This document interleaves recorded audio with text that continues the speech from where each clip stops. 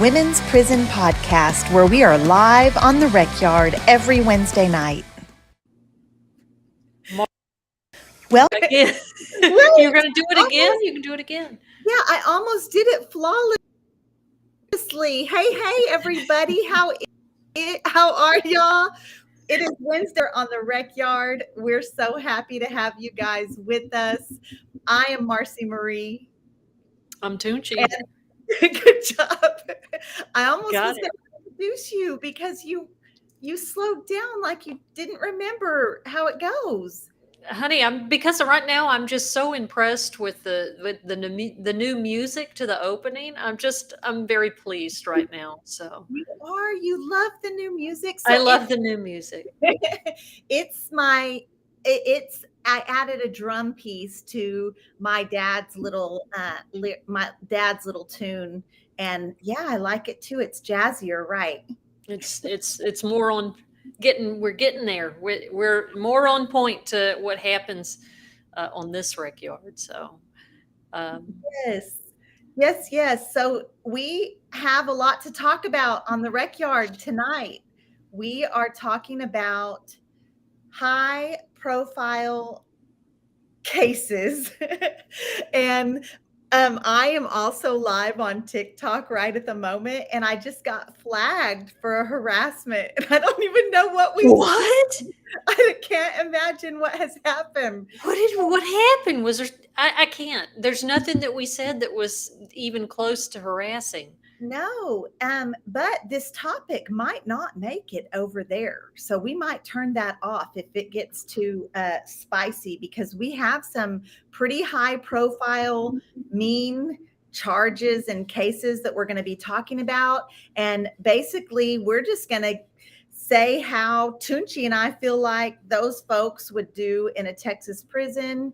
And a couple of them are in Texas prisons. Yeah.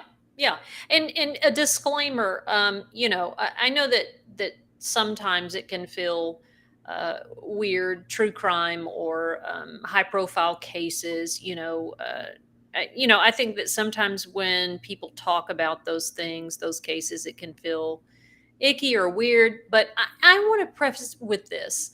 I feel like we're qualified, and this again is our stories and women that we know.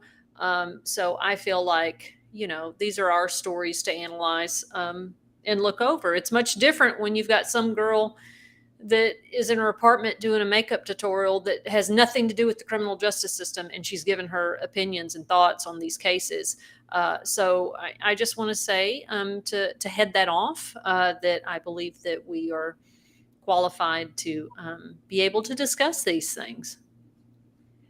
We have a lot of years of experience in maximum security prisons.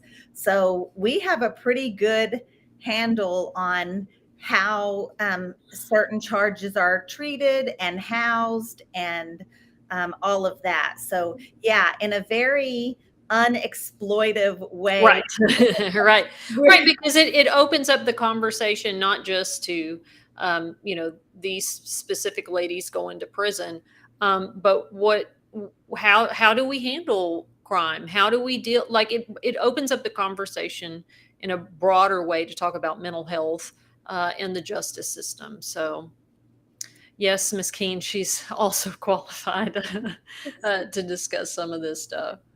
Most definitely. I get asked, our country kind of has a fascination with true crime. Mm-hmm. There are a lot of high profile cases that get followed from like start all the way to finish. And even what we were discussing right before we hopped on, Toonche read an article recently describing the first visitation of a high profile case. So definitely people are interested in that, or they wouldn't be writing those kind of stories, right?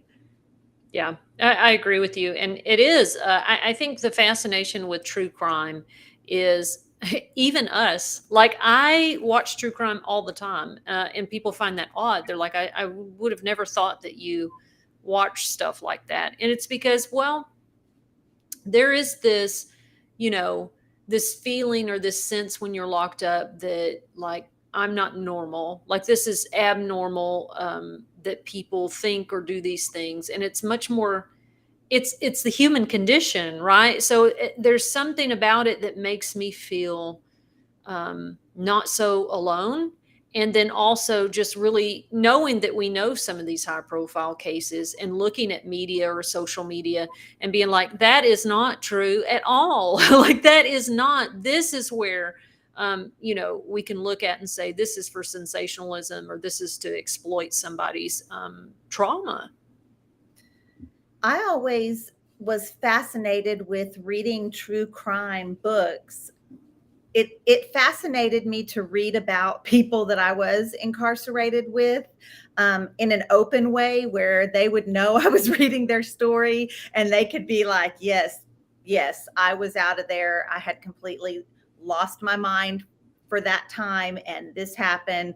But this book, the way he described this, he was so, and it was always interesting to hear the person actually break down the points of their own story, because it is their story.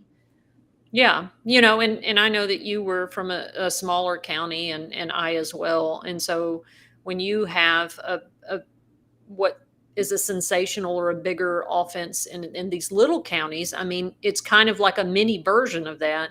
And just remembering the circus that happened in our own lives, just really being able to look through another lens and say, okay, you know, let's talk about, is she evil? Let's talk about, does she deserve this? Right? Because there's so much in their stories that we see in our own stories. I agree. And that's exactly right, because crime isn't just a, hey, this is one thing happened, this one horrible thing happened. It's always a plethora of circumstances leading up to that moment that a high profile case or any crime actually is committed. It's very rarely someone just says, I'm going to do this. I mean, those cases are just so far and few. And there are just so many factors, right? Substance abuse and mental health disorders and traumas. And oftentimes the perpetrator is the victim first, right? And it's just a cycle. You start as a victim, you end up committing a crime, and then you victimize someone, and then the state victimizes you, and it's the recidivism rate in this country is 76% or something, and it just continues on and on.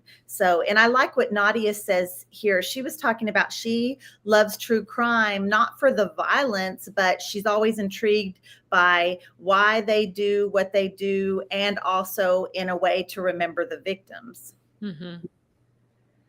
Yeah. For sure. So let's jump right into it, because I'm sure we'll stir up some heated discussions about a couple of these cases. So who do you want to start with first? Well, we've got to start with the first one that the most often asked for me doing time in Texas across my social media platforms is they always ask about Yolanda Saldivar. Oh, Yolanda. Oh, Yolanda. So anybody that doesn't know, here is a picture for those of you who are watching.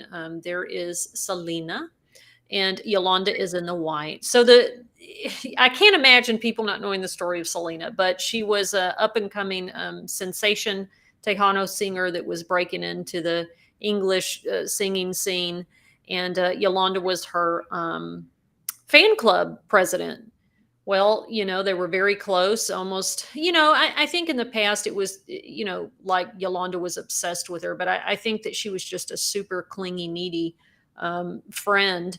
And her dad, Selena's dad, discovered that, Yolanda had been stealing money from the fan club quite a bit. And Selena was very good to her.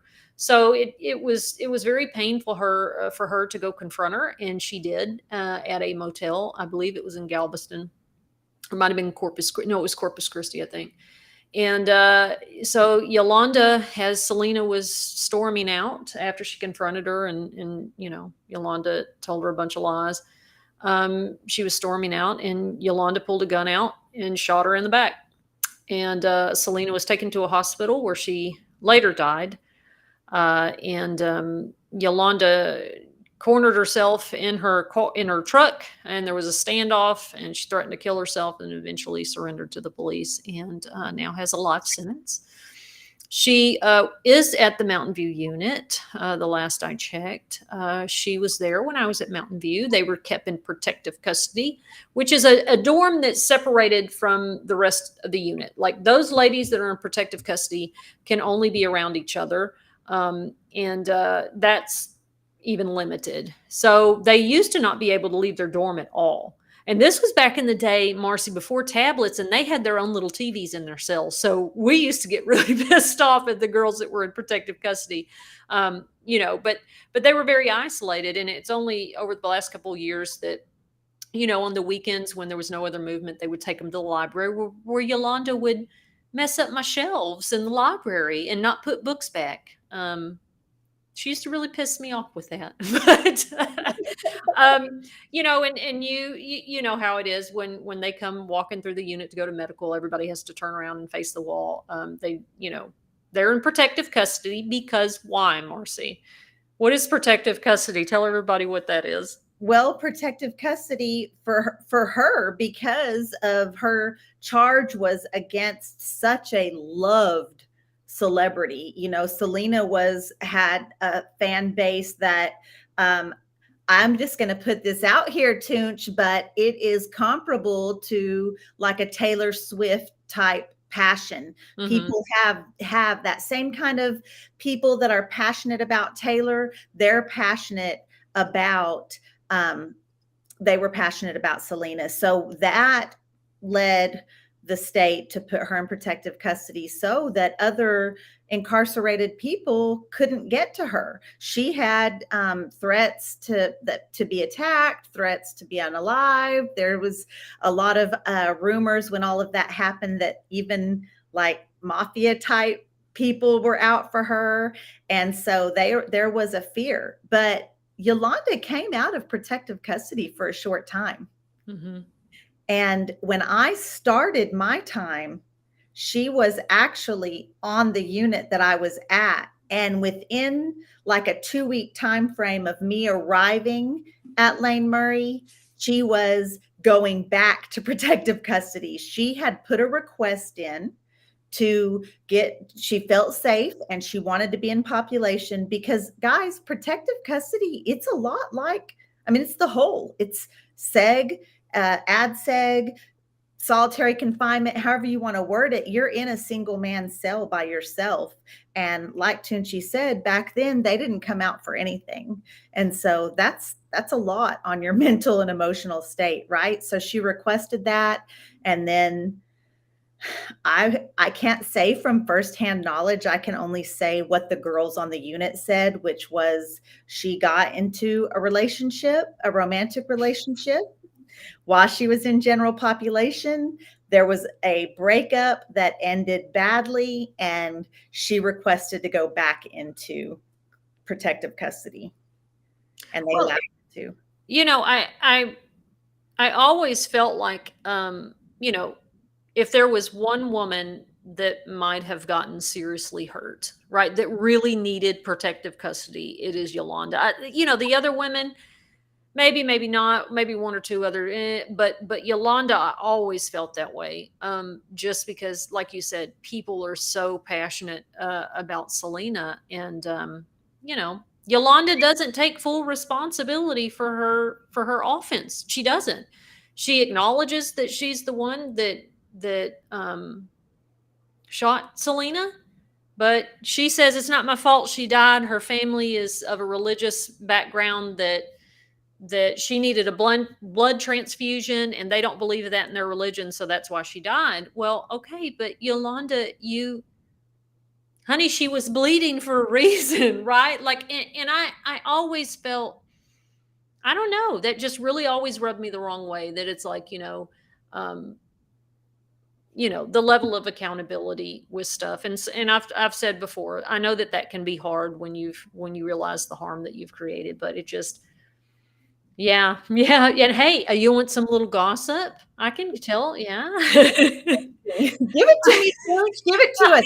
We are on the rec yard, and this is Oh, the girl. rec yard. You got to spill it. Honey, I believe Yolanda and Diana Zamora, who was the lady with back in the 90s, y'all, it was an old case. If you've ever seen the Lifetime movie with the lady that was in Charmed, really good movie, totally accurate depiction of Diana Zamora.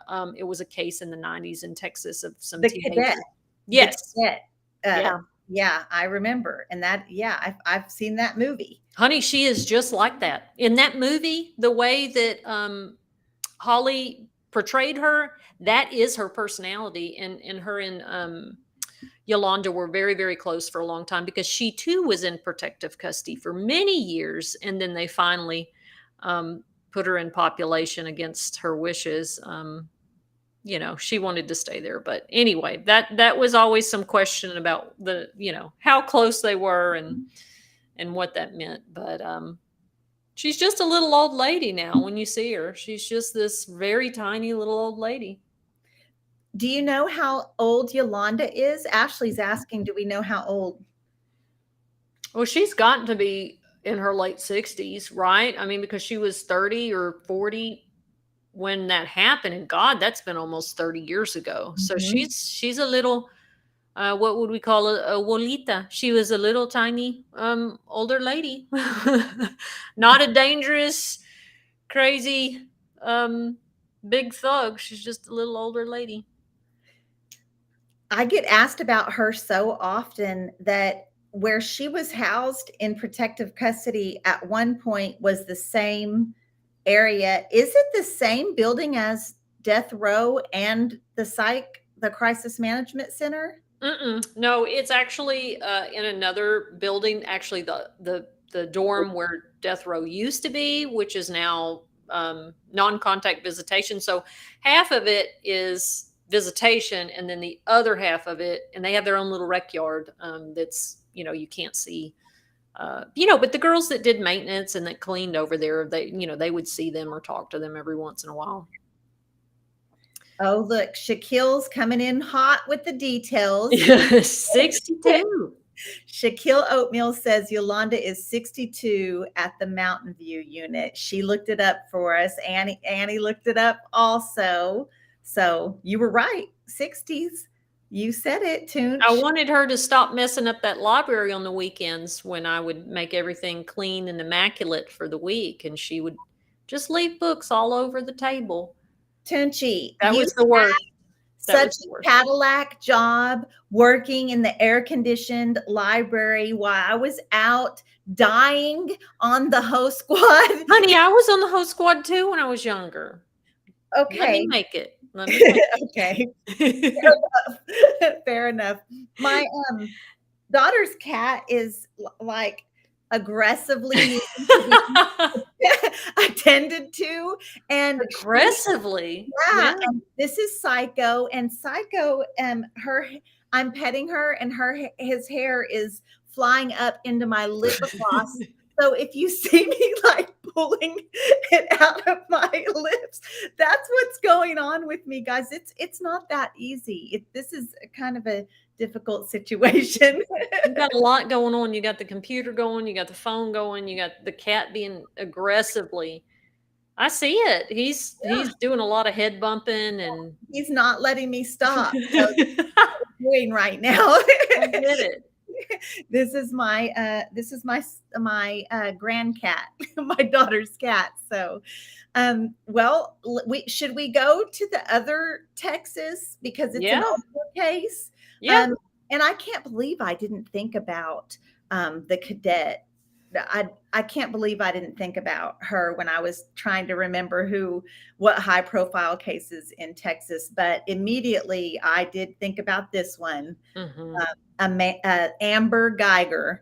Amber Guyger was the Dallas policewoman who opened the wrong apartment door and claims to have thought she was in her own apartment and saw this gentleman sitting on his own couch in his own apartment, and she shot him.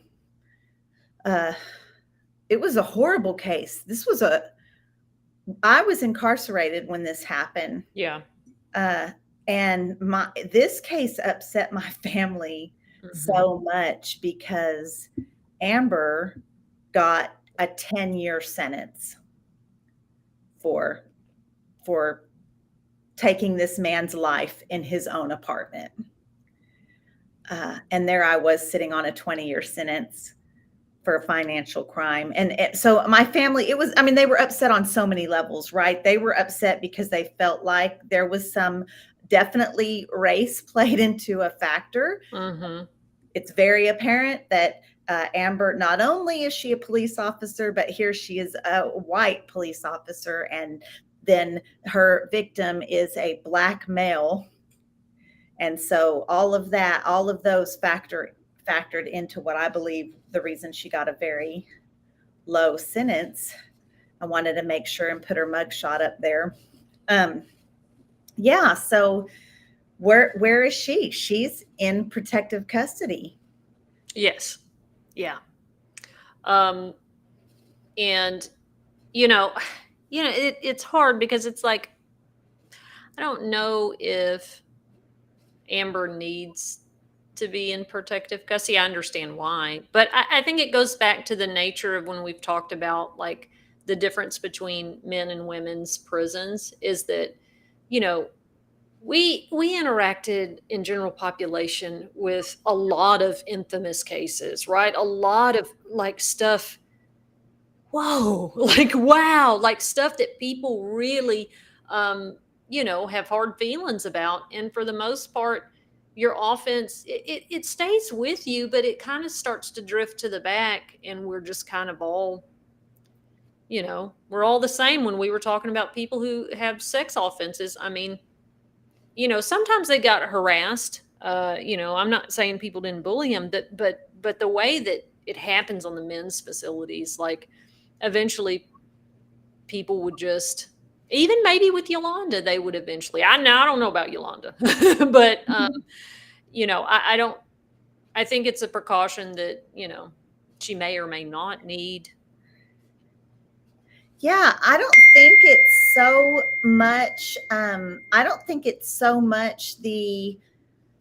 her crime that has her in close custody, right? Oh, she's a cop. She's a cop. Yeah, she was an active police officer, but I am streaming over here on TikTok as well. I'm going to move this so I can see the comments a little bit better. But there's an officer that he was an officer at the beginning of my sentence on the Dr. Lane Murray unit, and he said that there were lots of cops that showed up on that unit during his employment there, and he said no one seemed to bother them. Yeah, I mean, women just typically don't really, I don't know. It's not that we didn't care about people's offenses or didn't have feelings about stuff. We just, I don't know. We just kind of would roll with things a little bit better. But Marci, you mentioned like sentencing, right? And I think that's a huge question when those of us who work hard on prison reform, prison abolitionist work, right? It's that question of, well, I really don't want anyone to be in a cage or be in prison. So what does that look like when we are talking about that's easier to have that conversation when we're talking about lower level offenses, right? But when we start talking about the high profile cases, the big ones, about the big stuff, then people start getting weird, right? So it's like, how do you navigate that? Right. It is uncomfortable to think about. I mean, for factual, we know prisons are harmful. For factual, we know that prisons don't reduce crime. For factual, we know that our country's system is failed because we have the highest percentage of incarcerated population and the highest percentage of recidivism. You know, it's almost like if prisons worked, our crime rates would be low, and they're not. Prisons aren't working.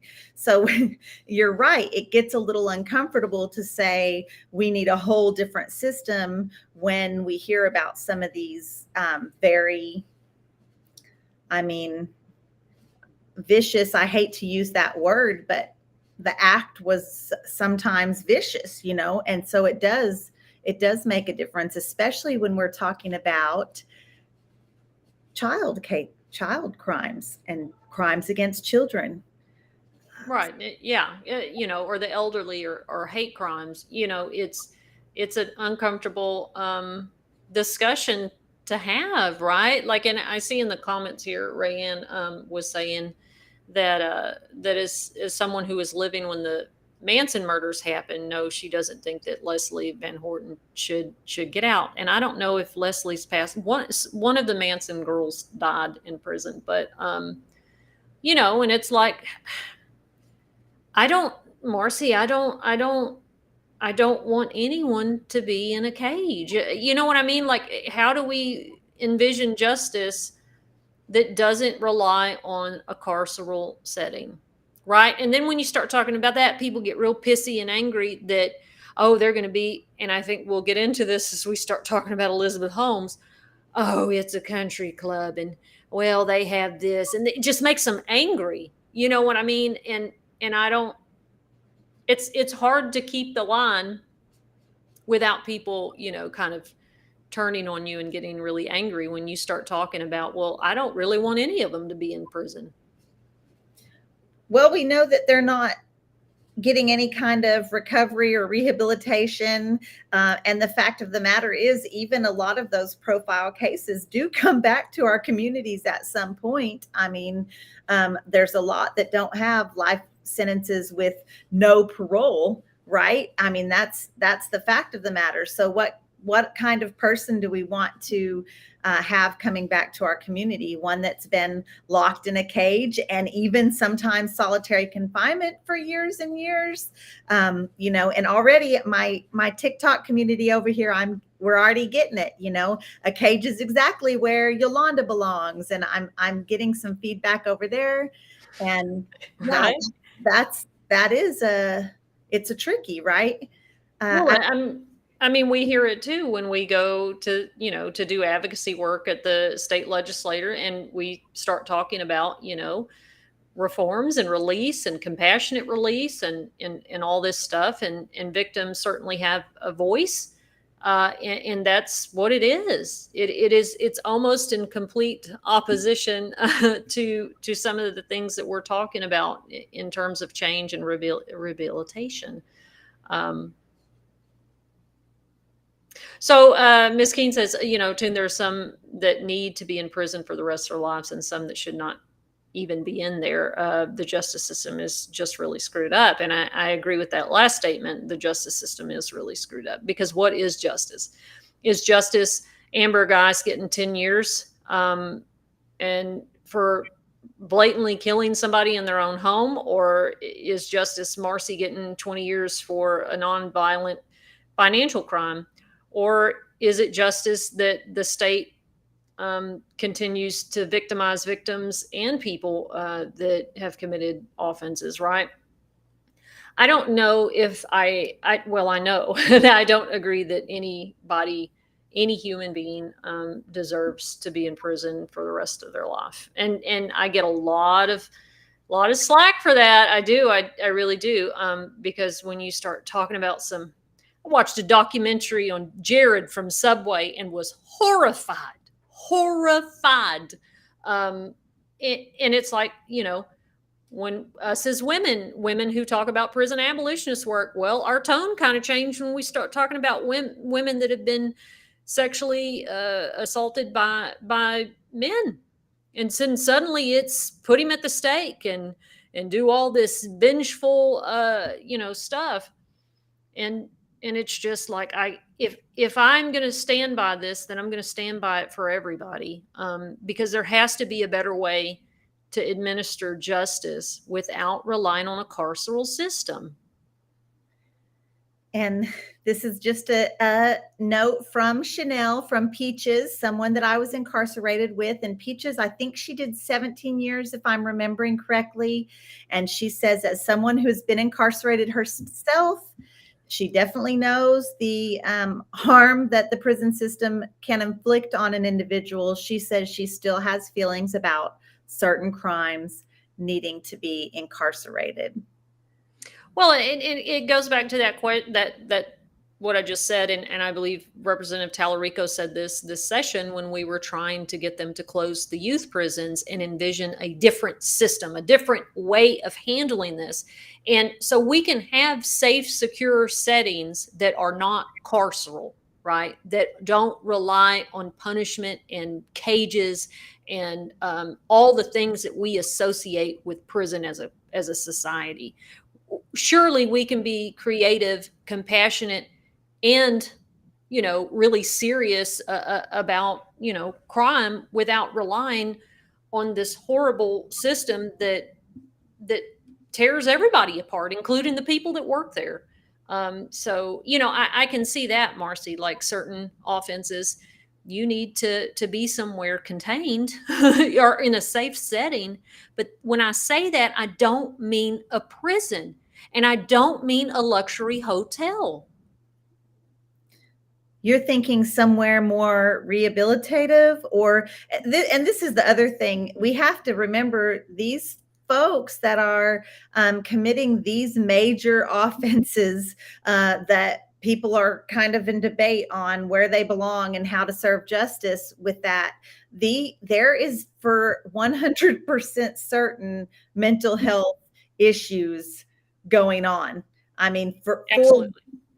For certain, no person with no mental health issues is committing these kind of offenses. So we're halfway through the show, and let's dive right in, because we're talking about really ugly cases, and let's get right to talking about Lori Vallow. Mm-hmm.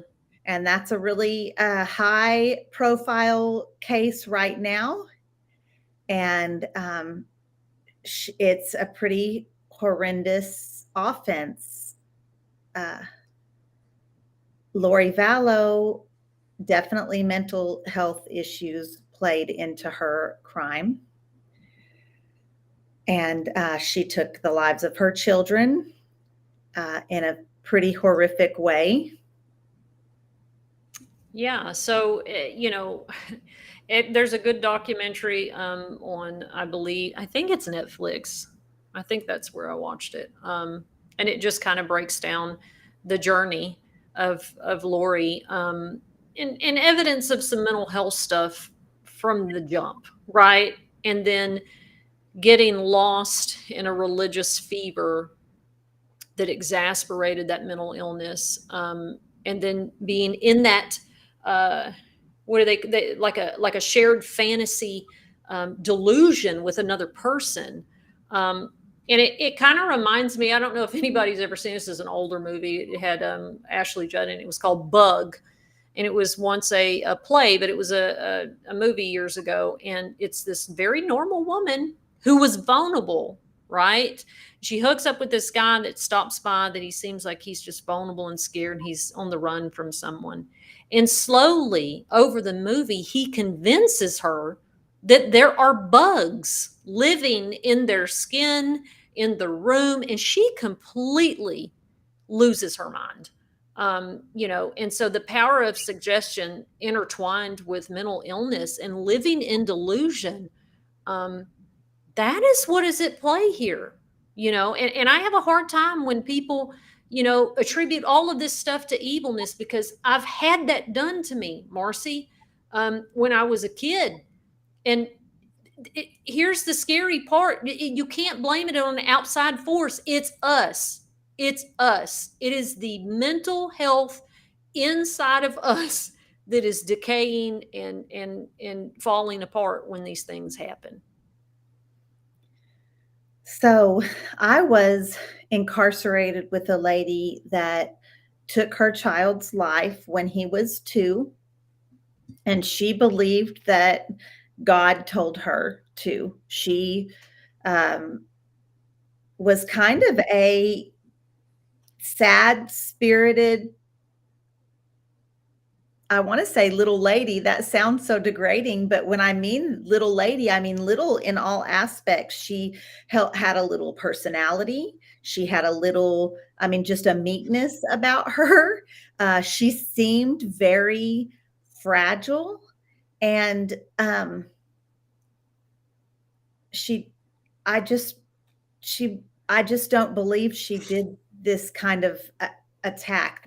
I don't think that it was an evilness within her, right? I think that something evil maybe happened, and if you believe in bad energy and all of these things, which I do, I think that could have played into it. But yeah, it's I don't know. So when I think about these things, like I think about this lady in particular, when I look at Lori Vallow's case, and Lori Vallow's case was hideous, and I mean, it was awful. Those kids, it was heart-wrenching. Her case is heart-wrenching. And Carrie here in the comments coming in talking about Andrea Yates, how Andrea Yates was incredibly vulnerable and she was so sick. And Andrea Yates had a very similar crime. She didn't get prison time. She ended up in the state mental hospital. But and I don't know that she's getting help there, honestly, because I don't know how that facility is really set up. Yeah, and it's interesting too that when men, and because I always bring it to this, right? Like when fathers do stuff like this, they're held to a different standard, and women and mothers are held to another standard, despite evidence that they are clearly insane, right? And the standard of insanity in most states is pretty um it's pretty ludicrous to me, right? So the standard is, do you understand the difference between right and wrong, right? And so in Andre Yates' case, she said, yes, it's wrong to kill. But God told me to do this, right? So a person can be out of their mind and intellectually know something is right or wrong, but be in a complete, absolute mental health crisis delusion. Did either of you meet Darlie Routier? Yes, Daryl, I know Darlie. She's a friend of mine. I was at Mountain View. Now, Darlie, that's a whole nother episode because that woman is innocent. And I get a bunch of pushback on that. People get very angry when I say that, but looking over the evidence, maybe one day we'll do something on that. But she was innocent of what she was accused of. Yeah, Andre Yates, I read something recently, Marci, where she could apply, right? Because when you are found not guilty by mental defect, you are committed to the state hospital and you are constantly evaluated.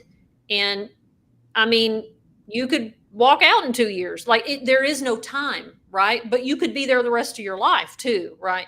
So she has said that she has no interest of leaving the hospital. There's nothing out here for her, and it's interesting that when people scream for blood and put them at the stake and burn them, if you've done something violent to another human being, especially if it was your kid or family member, Marci, that is punishment all to itself, right? That is another layer of punishment that nobody else sees. So people think somebody's getting some free hotel spa stay.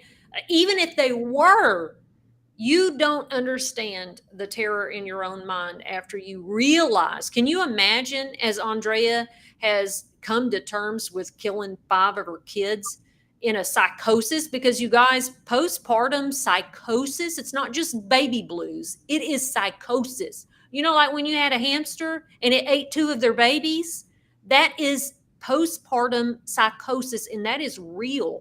And can you imagine coming out of that, girl, and realizing what you've done in this state of absolute psychosis? I'm just thinking about how much guilt was in me. And I had a financial crime, but there's so much guilt in doing what I knew that I was taught was wrong, that I knew was morally wrong, yes, but then also the grief that I put on my family and my loved ones, and just getting over the shame and grief and guilt of that. So I can't imagine if it was something more severe, or goodness, if I had done something physical to one of my kids when I was not mentally able to not to. I mean, it's not like Andrea Yates, or I don't believe Lori Vallow woke up that morning and thought, man, I just can't wait to do this. I've Right. got, it didn't happen that way. There was so much going on in their brain. Right. Well, and when you talk about Yates, and then you look at Lori's case, it is a long progression of people know something's wrong, and they're either intervening in the, the police or the resources, the community's not responding, and they're help me. Or in Yates's case, her husband knew that she had these problems after every single birth, and he did nothing, and he would continue to leave her alone, and she would tell him, hey, I need help. And so it's like, anytime something happens, right, it's not done in a vacuum. It's not just like you said, oh, well, I'm just going to get up and go do this today. There is so many, everybody has a role and a responsibility when something happens, right? They do.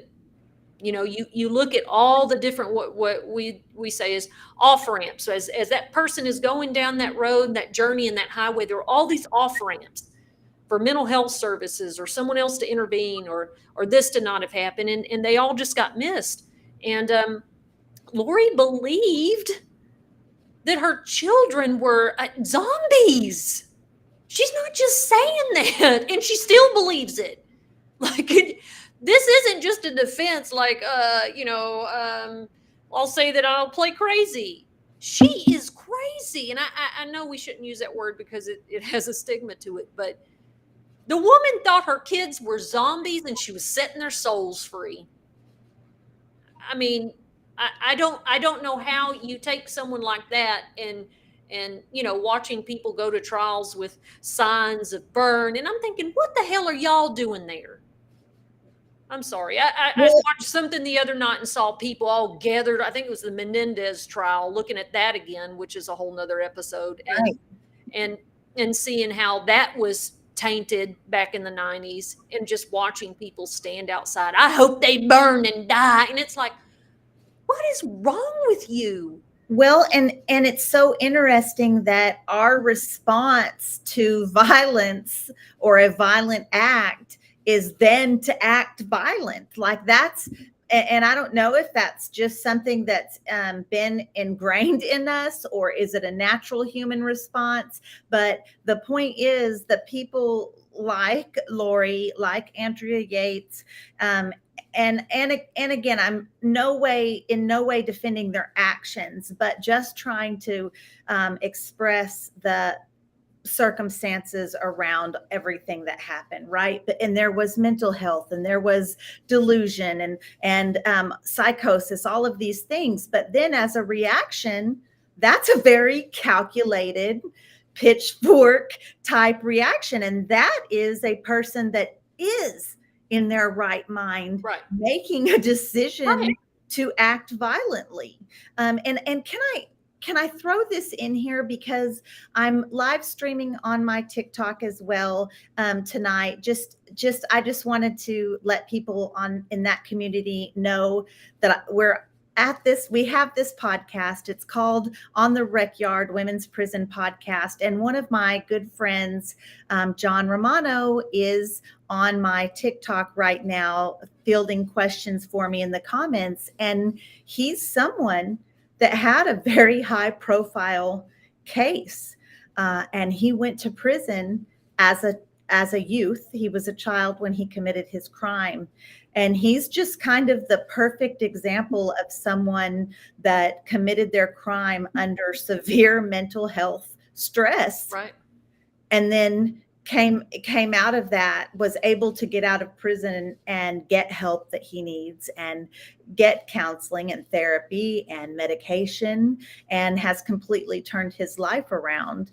And had he not been a youth when he committed his crime, I think he would have still been in prison. Oh, for sure. For Yeah. sure. Yeah. And you know, I think we're relatively close to the same age, is that the fact that in the 90s that we were able to even have a life because they told us that we didn't have souls. They told us that we were born evil, and that tell a child that. Do you know how many times I sat there, Marci, and thought, I don't know what it feels like. Do I not have a soul? What does that mean? God doesn't love me? Like, and so we were pretty fortunate that we had sentencing and hope after that, because I tell you what, if we'd have had that mental breakdown, that mental illness collapse in our adult, we'd have been, we all know the people that are incarcerated that are still there. Absolutely, that they were severely mentally ill when they committed their crime, and then they got into the system, and there's just not the help needed there. And you're right, it could have been worse, or it could have been you get incarcerated with a pretty severe case as a youth, and you're told you're evil, and you're subjected to the severe violence that happens in youth prisons, and then you break down even further and you can lash out. And that could, I mean, Toonche, you could have come out here and it could have been so bad, you know, and it was just honestly grace. It was nothing the state did right to help you. Right. It was, you know, and that's how I feel too. Even a financial crime, y'all, there are all kinds of circumstances around that. And just like we talked about borderline personality disorder, that played into my crime for sure. And no, and there was no help for me in there. I was just privileged enough, quite frankly, to come home to this incredible family.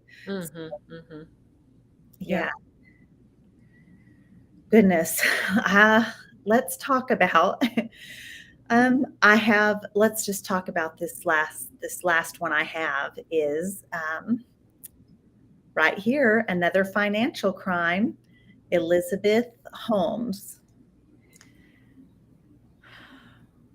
And Elizabeth Holmes was one of the founders of a company called Theranos. She basically acted like they found this awesome technology where they could do a full blood test with this tiny little drop of blood, and it was all a hoax. They were scamming all of these investors. And Toonch, she got to go to a glamour slammer. Well, she probably thinks that. Well, I bet she doesn't think that now, right? Yeah, if y'all have never seen the show on Hulu with Amanda Seyfried, what is her last name? Great miniseries. So Elizabeth is interesting, right? Like, I remember being in the library, Marci, and reading some news weeks, and they had these big story about this woman who was fresh that dropped out of college, you know, like you know, all the Mark Zuckerberg and all them, like, dropped out of college and is doing this amazing thing. And I was like, how are they doing that with one drop of blood? And when you watch that series on Hulu, you see that, y'all, this wasn't for a year. If y'all haven't followed this case, you need to look at it. This wasn't for a year. This was for years. And she was so successful in getting, like, nobody could look at their lab. Nobody could go in there. And then they just got another blood machine and put a label over it. Like, it was shoddy shit, right? I'm sorry. I know TikTok will get mad. But she did this for years. And she was able to defraud investors out of millions of dollars, just strictly, Marci, on her personality. It wasn't anything that she could show them.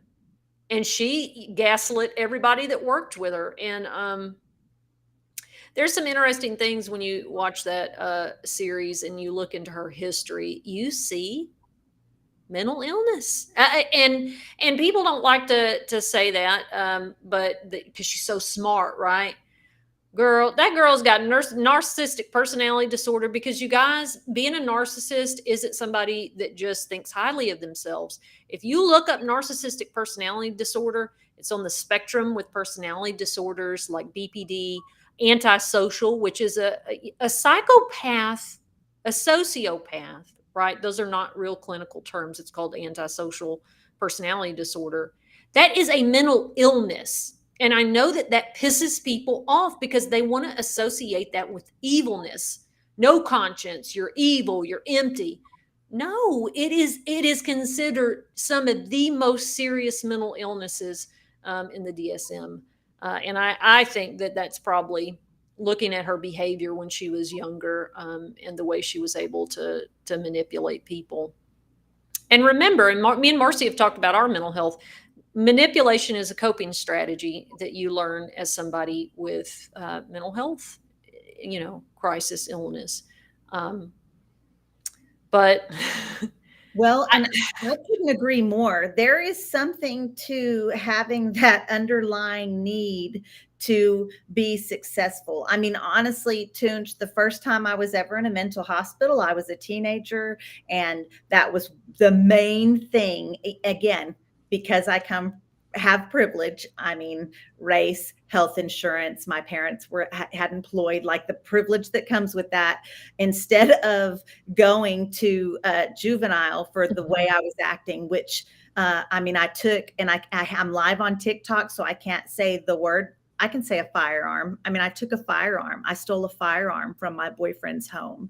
And had I not been someone that looked like me and that had privilege, I would have gone to jail. I would have had a charge. I was 16 years old. I very well could have even been charged as an adult at that point. But because of my privilege, I then went to a mental hospital. And that was one of the things that they talked about, is that need to be seen as successful, like the underlying need to be seen as perfect, to be looked up to have accolades, whether they're false or not. right. That need for that attention of people thinking, wow, you did great. That's a mental health disorder. And I didn't plan on talking about the Chrisleys, and that's that's there too, Toonche. And they definitely went kind of crazy. They were falsifying documents to take out loans, to pay off other loans, just for millions upon millions upon millions of dollars. But it was that need to appear much more successful than they actually were. And I can relate to that. My crime was very similar to that. And it wasn't just hey, I'm greedy. Greed played into it. Don't get me wrong. But it wasn't just that. It was all these other things. I needed my ex-husband, who had a great job and was buying this $500,000 home. I needed for them to think I was successful. I needed for my kids to look at me like they looked at their dad. And just all of that. And it does come down to mental illness. Absolutely. It does. And like you said, money crimes and financial stuff from what I've seen of people that commit those particular offenses, it is not very often that it is about greed. It's not about that. And when you look at somebody like Elizabeth, and like what you're talking about with your own life, is unless people have that mental illness, they can't comprehend that. Like, why is being important so important? Like, why is being seen as perfect so important? Like, a healthy, adjusted person doesn't get that. But those of us, especially if you have a personality disorder, it feels like your existence is annihilated when you don't get that. You know what I mean? It's not just, like I said, it's not a narcissism or BPD where, girl, she just likes attention to be seen. I feel like I am obliterated. My whole self-worth is connected to that.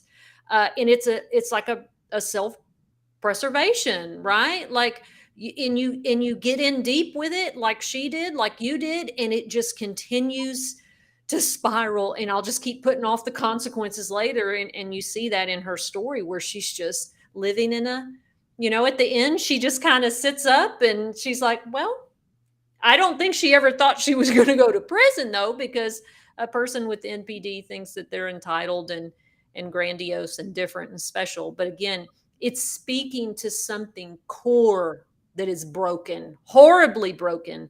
And I think when people hear about these mental illness disorders, it is hard for them to wrap their mind around, because mental illness is schizophrenia, and the person living under the bridge that's talking to an invisible person. And mental illness comes in so many other devastating forms. Absolutely. Absolutely. It does.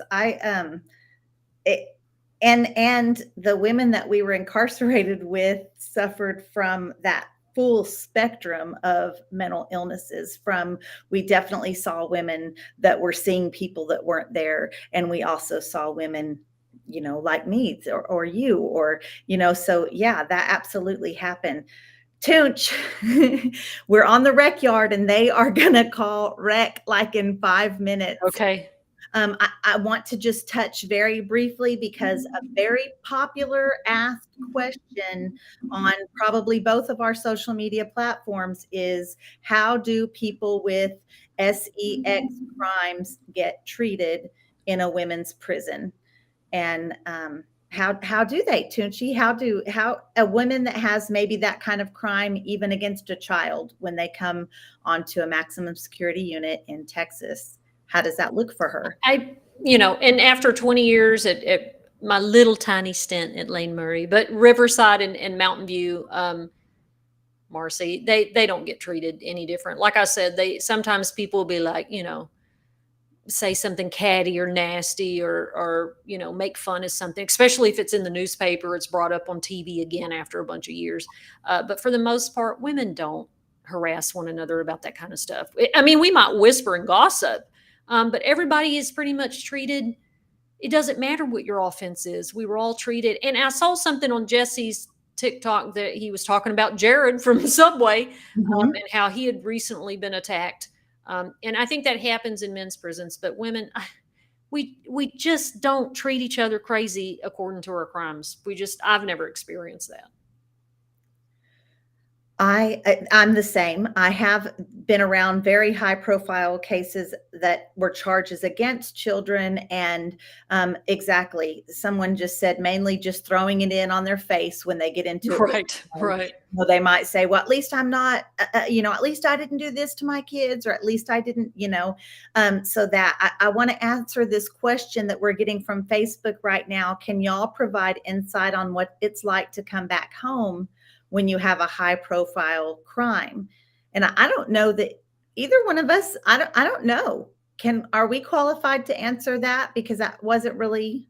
Well, I will tell you this. When I got out the first time after 10 years and I had to go back to a small town where everybody, I have a unusual last name too, right? And people remembered, they did. Nobody treated me crazy, but my father also wanted me to be quiet and live a quiet life and stay out of the limelight and disappear. And, I just can't do that. But I think the other ladies that we know that have gotten out, a couple have gotten out, and I don't want to bring them up now because, they're living their life like it's golden, but they're doing that in a very quiet way. I don't know any of them that come out here and do any of the type of work that we're doing.